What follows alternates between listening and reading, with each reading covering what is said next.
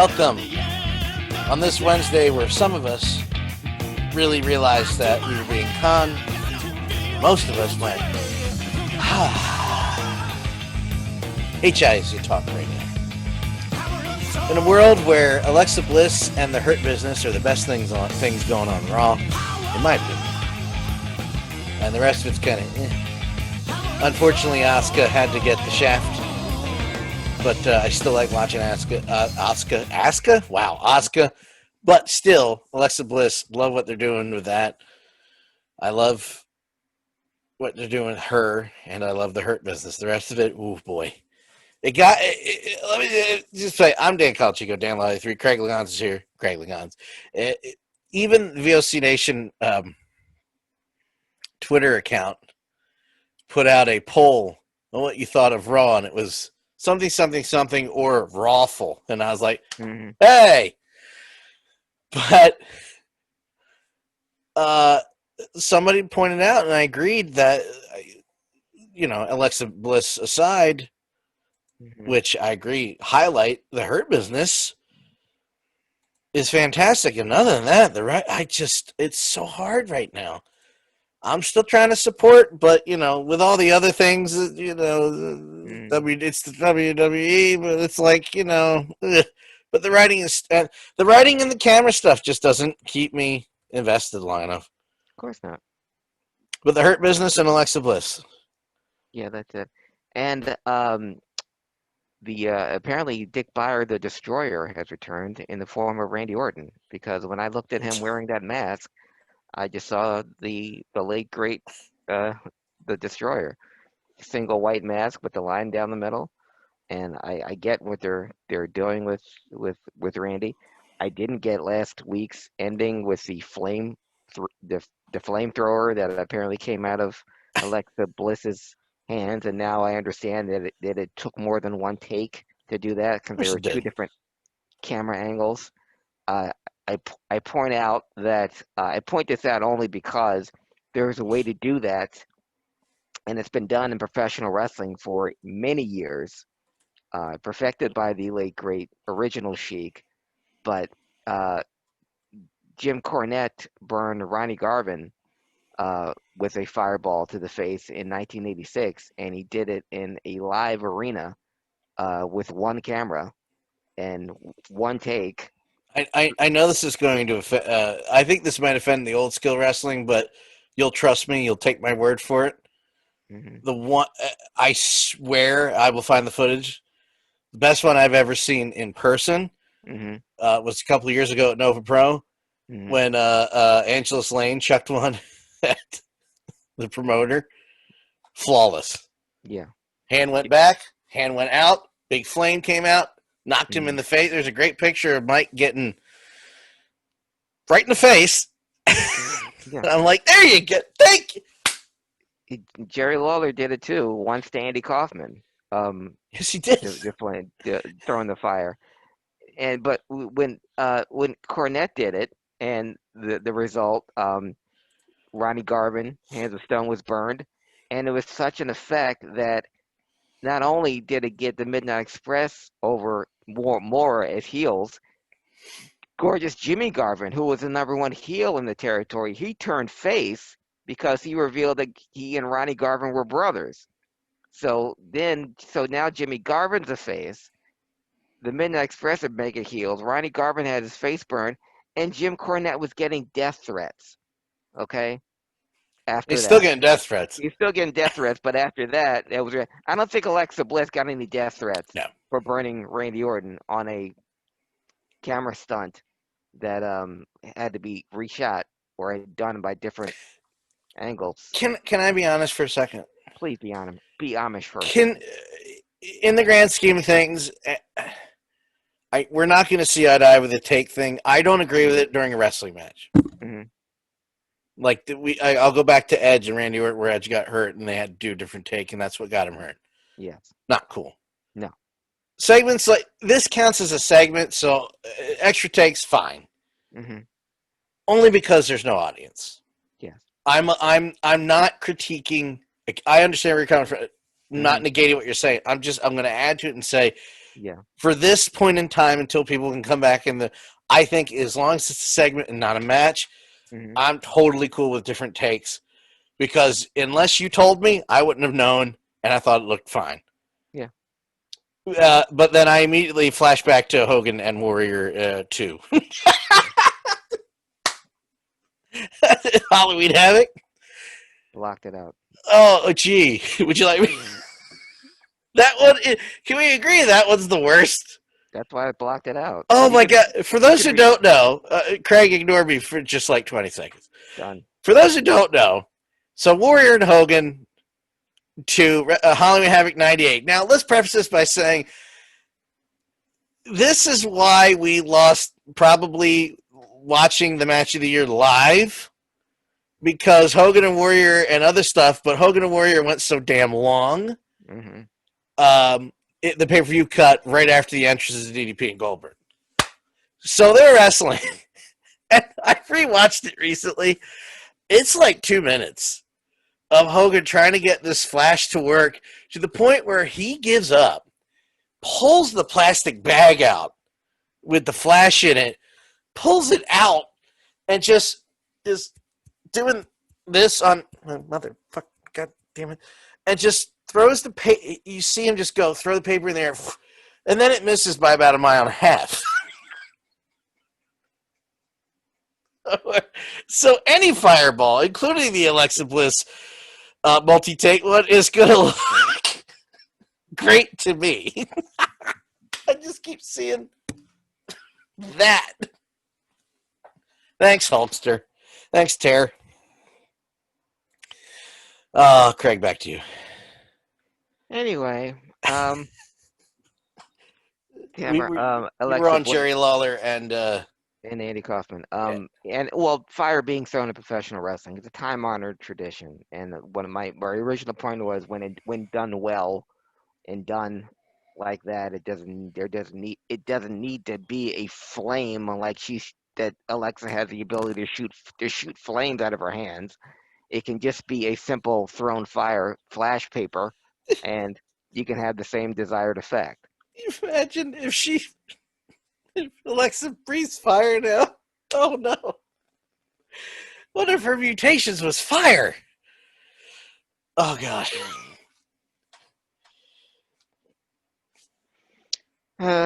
And now she's apparently superhuman, or when the lighting changes in the arena, she's impervious to pain, and she can block all of Asuka's kicks.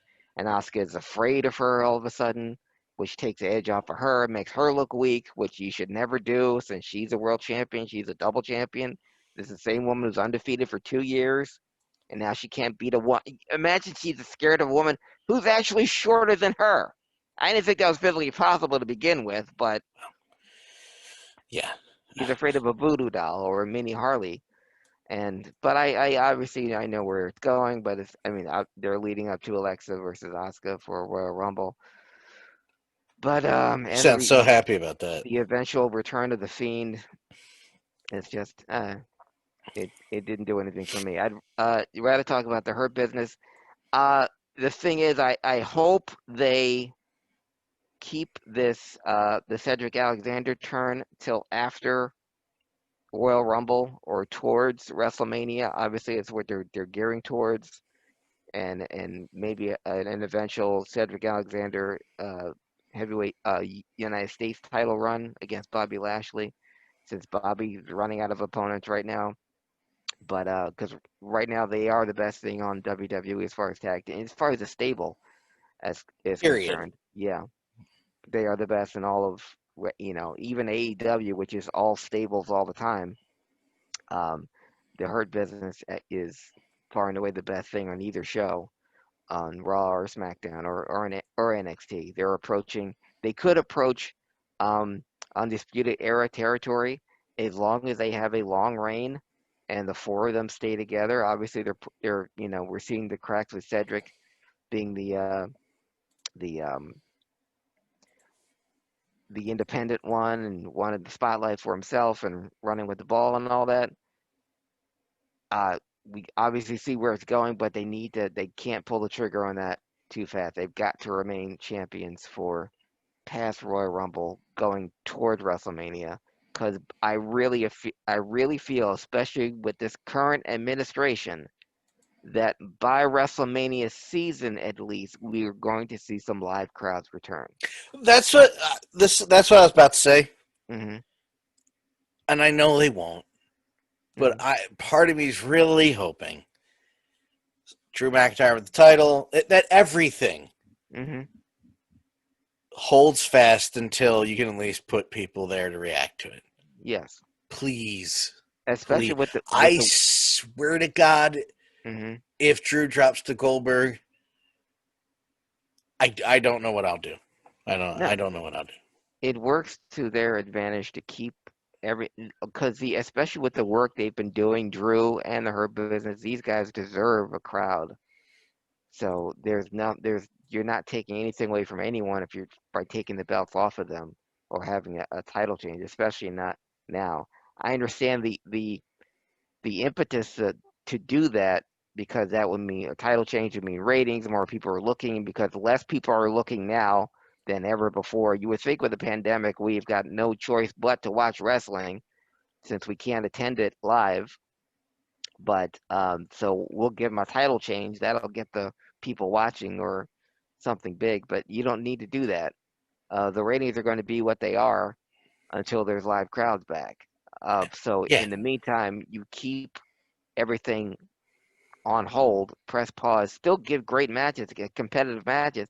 But these guys going over, especially Drew over Goldberg and Hurt Business and Bobby Lashley, keeping their titles through WrestleMania, the longer they're champions, the more over they're going to be. As long as you give them, you you make stuff mean something.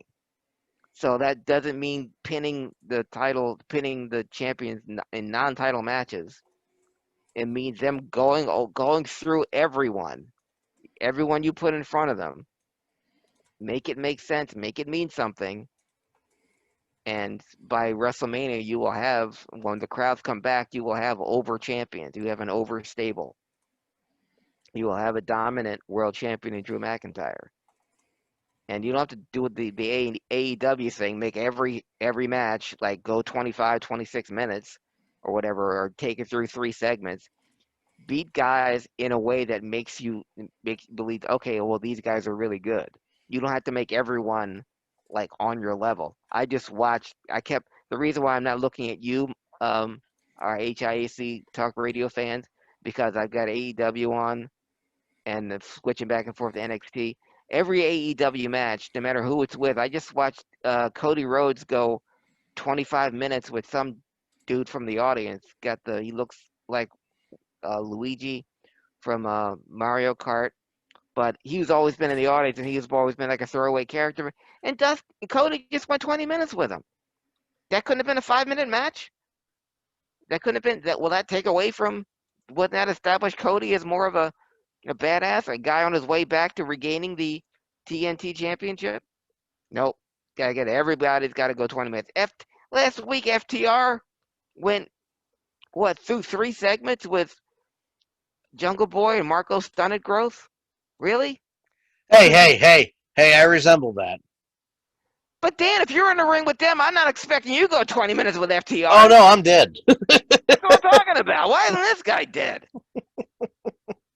So and that's all I'm saying. Keep the belt on That's all those I'm guys saying. and yes, make it make sense. I'm not if you're telling me Marco Stunt being in there with FTR and they have to sell for this clown for this fidget doesn't make me want to, and this is the best tag team on earth and they have to sell for that piece of crap. If it was Jungle Boy and you know and Dinosaur Man, Stegosaurus or whatever the hell his name is, that would make because you have a big guy, you bring Jungle Boy to get in all the bumps, and the big guy comes in and do cleanup work. That's your tag team match. But Jungle Boy and Peter Dinklage, no, I'm not buying that. Damn, dude. Doesn't make sense. He has no business being in professional wrestling. I'm not even apologizing. Well, I didn't ask you to, Good but thing it's you good didn't. because I didn't ask. No, but that's the only thing that's worth talking about in wrestling this week. Obviously, we have to deal with the health crisis. Hopefully, Drew McIntyre will be able to return. Um, Obviously, he'll be okay by January by the Royal Rumble. I Yeah, don't he's going to return next week, isn't he? Okay. I was gonna say I don't expect him. He doesn't even have to be on TV. He doesn't have I mean, sorry, he doesn't have to be on Monday Night Raw next week. Is what I'm saying. I'm just keep him out. And we Well, don't. He doesn't maybe have to fly. maybe I mistook when he's coming back. I thought it was coming back next week. Okay. And Is it I'm next? Is Rumble next week or the week after? I thought it was not this Sunday, but the following Sunday. Oh yeah, so I assume he'll be back the Sunday prior. Okay. I'd say leave him out and just Yeah, well, I say leave make him it. out until the damn match happens. Yeah. Don't even travel. Damn it. Because I still believe he got it from one of the legends or from one of the people traveling in just for that No, one-off show. no, Yeah. no. Whatever do you mean? I mean, they brought in a whole bunch of very old, very susceptible people to a deadly plague, and they brought them into a enclosed space for anywhere between 10 and 30 seconds, just long enough to infect all the people that haven't been traveling and have been quarantined. And what do you know? One of them gets sick, and it just happens to be your world champion. Mm, We all have it figured out. You know what I'm saying? that's how I feel about that. Sorry, I'm late. I was part of the Bliss. I was part of a Bliss circle. I was part of a Bliss circle. Oh, A Bliss January circle. 31st is coming back. Oh, good. That's for our roving reporter, Danny. Thank you, Danny. Hello, wrestling fans. And you are wrestling fans if you're listening to this podcast, because now is the point of the episode of this podcast where I actually talk about wrestling, about stuff that happened back when wrestling was wrestling. Some very important dates that happened in this week in professional wrestling history, and I'm here to share it with you. Why do you think we're in black and white? Okay, I got to set the stage, set the tone of what we're going through on this historic day where we have a new regime. We're going to go back in time, back when presidents weren't inciting insurrection, back when there was people gathered together, huddled masses in all 50 states in arenas and coliseums and high school gymnasiums across the country, back when titles were belts, back when hospitals were hospitals instead of medical facilities, back when you could throw a fireball with your own bare hands. This is the wrestling historian. Some significant things happen on one date, Dan. First of all, I'm going to go back to January 18th, a couple of birthdays. A happy 67th birthday to the latest entry into the Nebraska Wrestling Hall of Fame, Mr. Ted DiBiase. Happy 67th birthday. The tax evasion guy. The tax evasion guy, and one of the greatest heels in professional wrestling before he came to the WWF. Before he was $1 Million Man, kids, this man was so hated by wrestling fans throughout the South that he had to hide in the trunk of the local promoter just to get out of the ring safely. He was called before matches in Sam Houston Coliseum that he was going to be shot. Damn. Before he got there. Damn. This is how hated he was. Ted DiBiase was the #1 heel in all of professional wrestling before he got to the WWF. Just remember that. There was wrestling before WWF. There was? Yes, and for all those who, and I'm not discounting his work as a $1 Million Man, he was stellar. I always said, and I will continue to say it, I said it 30 years ago after Andre the Giant won the belt from Hulk Hogan on the main event using the twin referees, and he surrendered the title to Ted DiBiase. They should have kept the belt on DiBiase. They did for a weekend because it was taped, and people who didn't see it live had no idea when DiBiase showed up that weekend. One of them places right here in Philadelphia at the Spectrum, wearing the belt. Fans went crazy, absolutely ape shit with hatred for this man. They should have kept it on him through WrestleMania. I would even it it would have helped business still even if he took it off Savage at some point, even if it was a Wow. brief reign. Wow. But that's how over Ted DiBiase was. But happy 67th birthday to him. Sharing that birthday on the same day, happy 52nd birthday to Leviathan. You may also know as Drax, and you may also know as Dave Batista. Happy 52nd birthday to him. One of Jim Cornette's creations, um, and someone that he didn't get along with, but still has a great deal of respect for. You gotta get along with somebody when you're making money. Yeah. Just try not to be an a-hole. Yes, Craig. No, I'm just kidding. I know you're talking to me. Another birthday, very important birthday that happened. We have to go back a way. This guy was born in 1894, but he bears mentioning because of his impact on professional wrestling.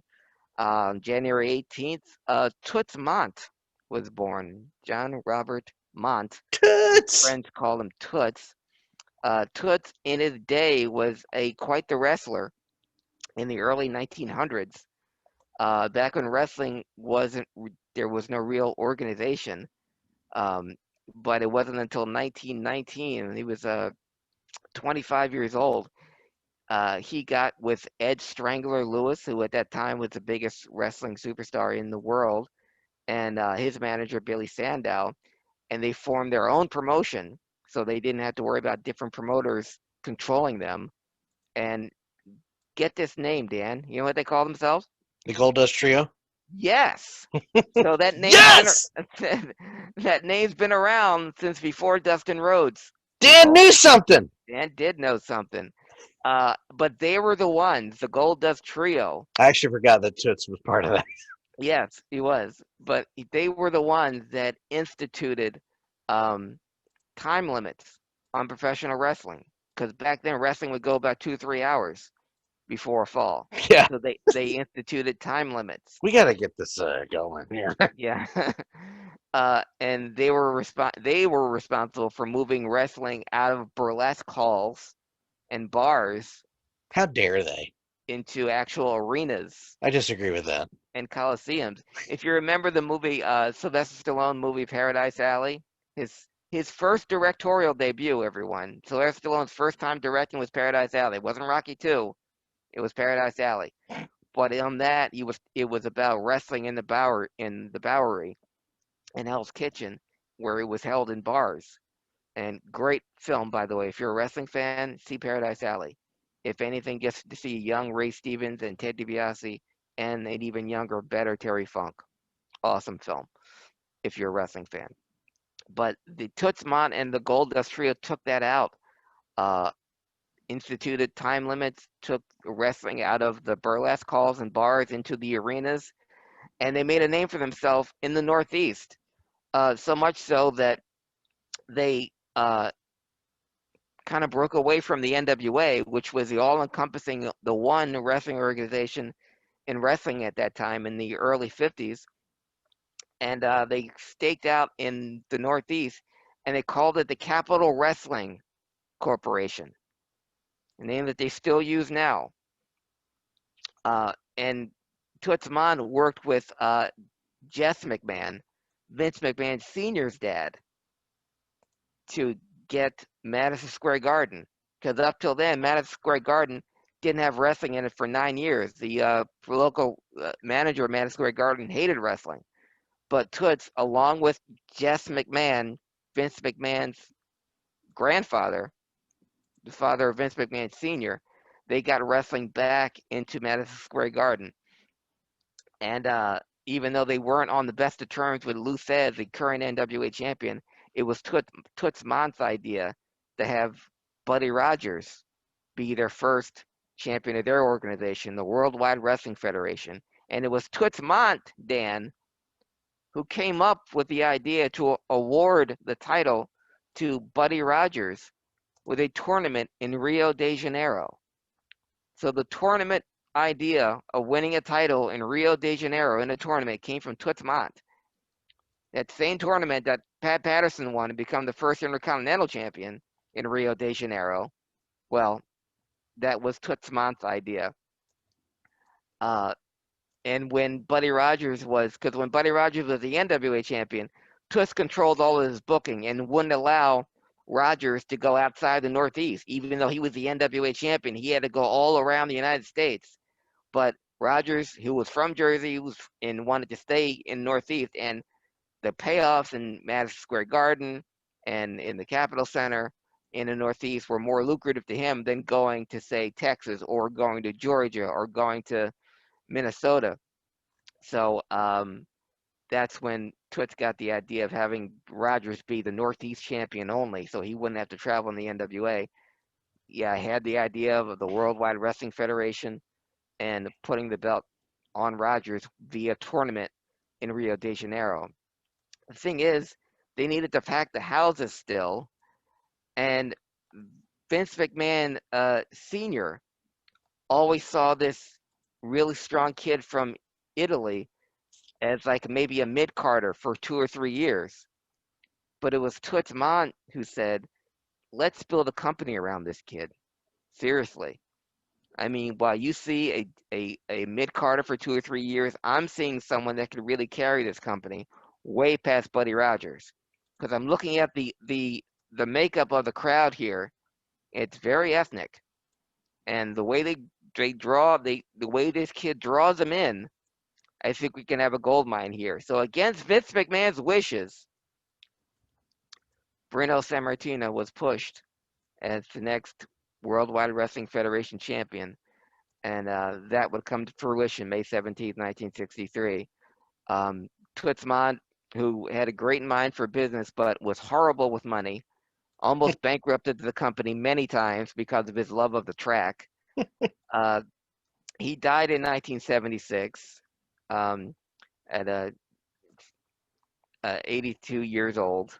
He was still still a salaried employee, kept on by Vince McMahon Sr. because of loyalty to him. But Toots Mondt, uh, in no small part, helped create what we now know as the WWE. But he was there at the very beginning. It's very interesting to me to know that, and a lot of people don't know this, that he was very, very instrumental, as you pointed out, into the golden age and beyond of wrestling. Mm-hmm. And a guy that still gets mentioned to this day. And as you say, he was paid well beyond his years. Mm-hmm. But it's crazy to know the 6 degrees of wrestling that WWF and the NWA go way, way back to Joseph Toots Mondt and the Goldust Trio. That they do.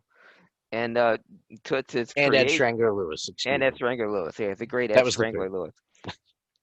But and this comes full circle, kind of, because one of Toots is the guy that Toots wanted to be the face of the company, to be the franchise, a guy that Vince McMahon Sr. didn't want or didn't see as the future of the company. That man being Bruno Sammartino. That same date, Dan, January 18th, 1971, 50 years ago. 50 years ago this week was the single greatest upset maybe in wrestling history, certainly the greatest upset in wrestling history at the time, because it was at Madison Square Garden, the house that Bruno built, where a 28-year-old Canadian strongman who wrestled as a Russian bear defeated Bruno Sammartino for the first, last, and only time Bruno's ever been beaten in Madison Square Garden. On January 18th, 1971, Ivan Koloff defeated Bruno Sammartino for the WWF Heavyweight Championship. A match that's still talked about, even 50 years later. When they asked both men about that night, Bruno said, when after it was over, Ivan came off the top rope with the knee to the chest, covered Bruno. Bruno said, I thought something was wrong with my hearing. And I've wrestled Ivan Koloff many times, but I thought he knocked something loose there because I couldn't believe what I was hearing. And he was talking about, Dan, the absolute silence of 19,721 people in Madison Square Garden. He had never heard that sound before. No one had. Ivan Koloff was just as stunned. After the referee raised his hand in victory, the referee Dick Kroll said to Ivan Koloff, "We'll give you the belt in the dressing room. Just walk away right now. I can't give it to you now because there will be a riot."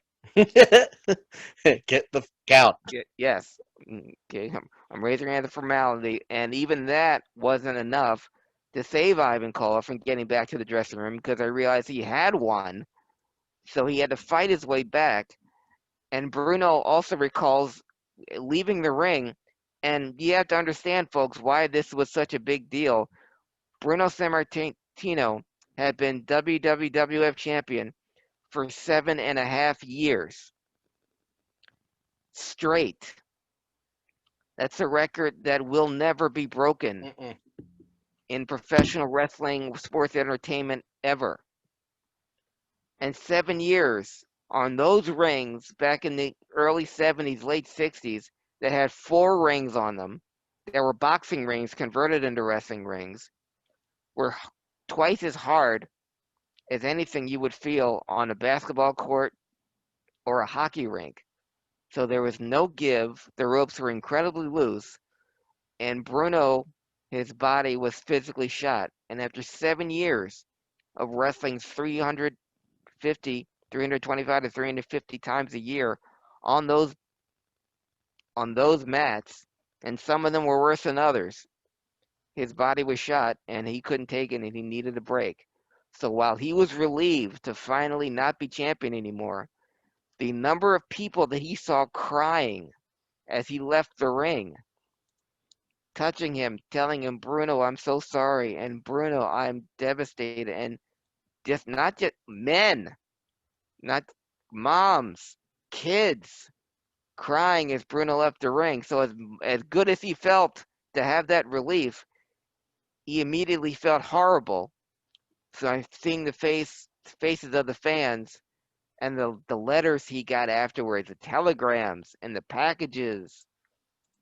Some folks even sent him money. "Are you going to be okay?" They thought that was they thought that was That's it. funny to me now. I'm sorry. Yeah. Gee, you need some money? Okay. Everybody's like, I'm all right. But he was relieved for the break, and it was Bruno who wanted Ivan to be champion, and there were other wrestlers there that Bruno challenged, and obviously Bruno had been going back, had lots of challengers in 7 years before Ivan Koloff. Uh, Ernie led Bill Watts. They sold out Madison Square Garden a couple times. Professor Tanaka, but he liked what he saw in Ivan. And Ivan considered himself an unknown. He said, "I'd held the Canadian heavyweight championship a couple times, but who knew that in the United States?" And Bruno and I have always had great matches, but I never saw myself as world champion, and I didn't think anyone else did either. But Bruno did. Bruno made the call. Ivan was in shock. Again, he was only 28 years old, only been wrestling for about 6 years at the time, but had the look, had the build. He was a Russian bear.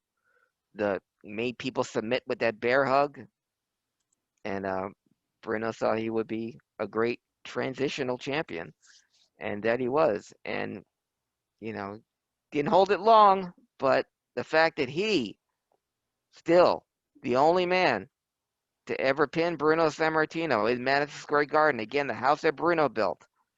The old Madison Square Garden was rickety, breaking down, and the amount of crowds that were coming to see Bruno could not accommodate. So they renovated it, refurbished it, the new Madison Square Garden, and that was because of Bruno, who sold it out more than any other single performer there. But that all came to an end January 18th, 1971, 50 years ago this week. Uh, Brings us to January 19th, 1992. Almost 30 years, but 29 years ago. Oh, thanks. 29 years ago yesterday, Dan, uh, Ric Flair finally proved that he is a 60-minute man. Oh, that's or in this case, the 59-minute and 26-second man.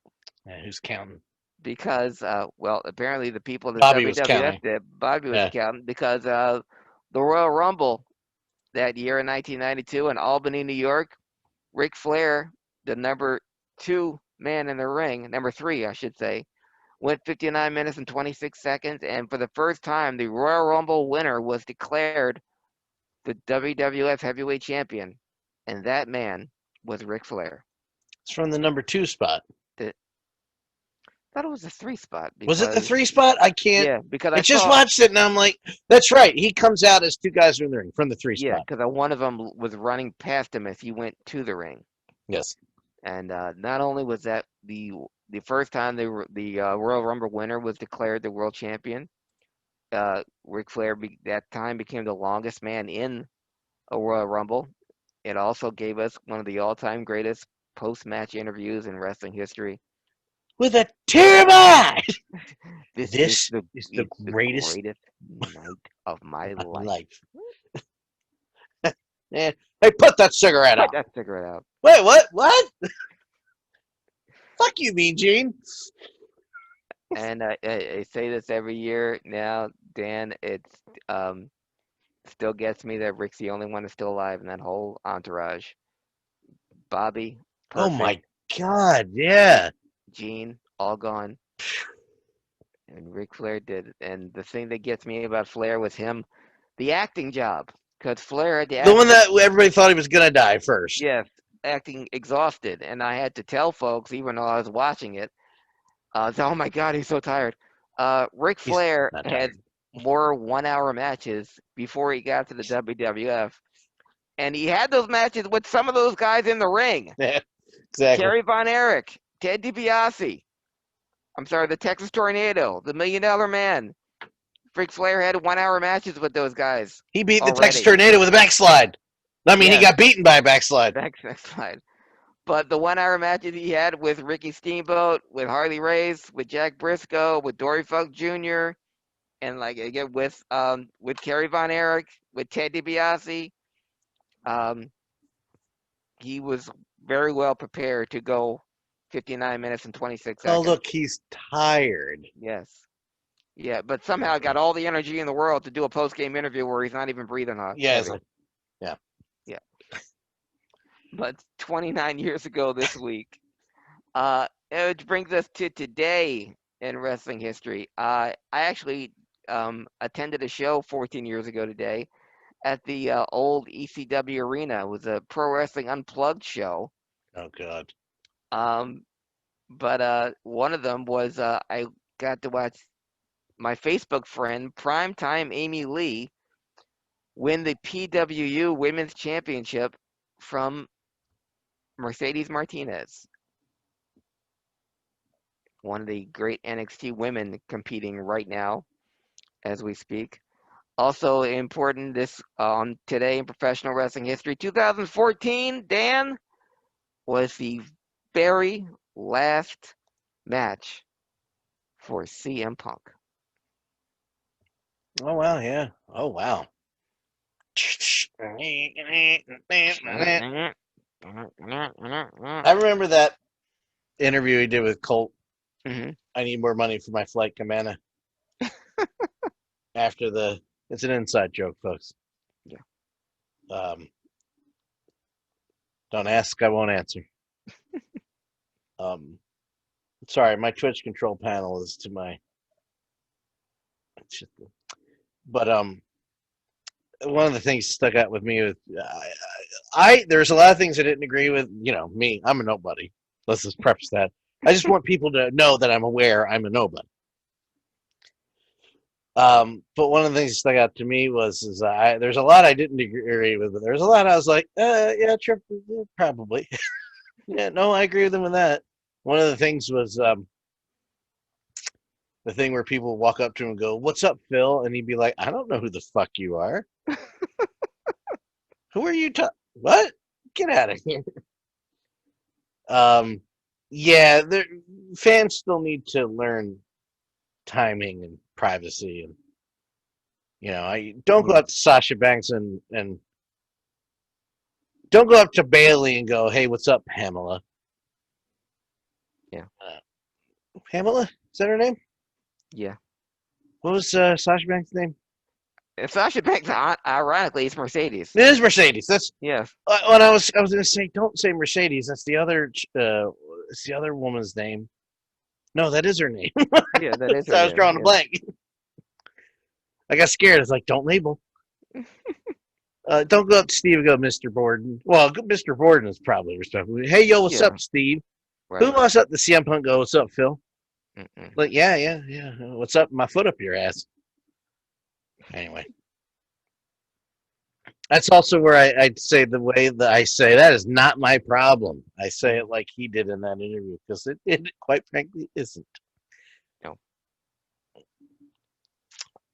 But his match with Billy Gunn, 2000 on this date in 2014. What's the last match? It's really good. It's that Shit. Never mind. and that was the last time CM Punk was ever in a WWE ring. I want to bring it back around to Genesis for a second. Mm-hmm. Take this ride with me, if you would. Of course.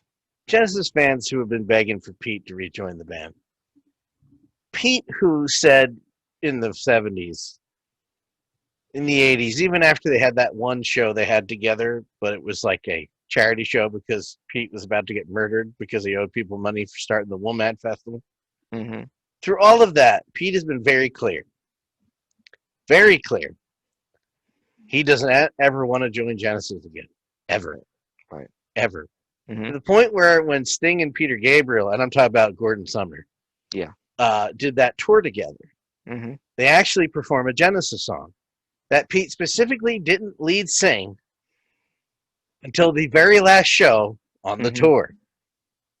I cannot imagine any more clues this guy would give that he doesn't want to join the band again. Yeah. Cut to CM Punk. Fans still chant his name. Mm-hmm. They'll talk about him, still talk shit about him, and still say, you need to come back wrestling, pussy. I can't tell you how clear a man has been that he doesn't want to come back to you. Yeah. Than I have seen CM Punk. And it's just, when I think of CM Punk, I think of Peter Gabriel, and fans are like, it'd be better if Pete, I want to see Pete dress up. You want to see Pete now dress up in a, Mm-hmm. no. I just, the parallel to me, I had to explain it because, I keep thinking in my head, I keep hearing Dean go, where are you? You're on another planet. And I'm like, I know, I'm sorry.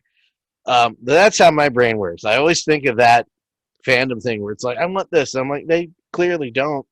Mm-hmm. You can let it go anytime.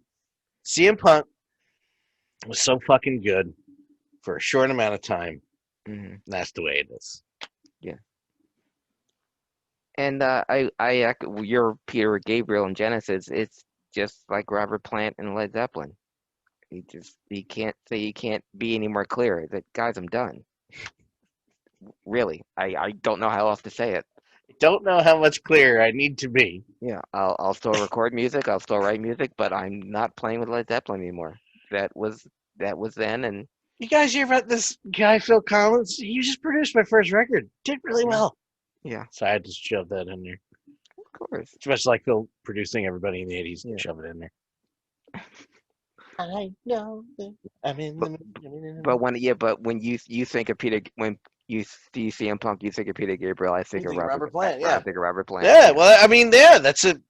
Yeah. I don't want to do this. I've said that since 1980. Mm-hmm. Yeah. I did the shows in the O2. We're done. Yeah. Thank you. I did Live Aid, and that was it. Oh, we don't talk about Live Aid. Yeah.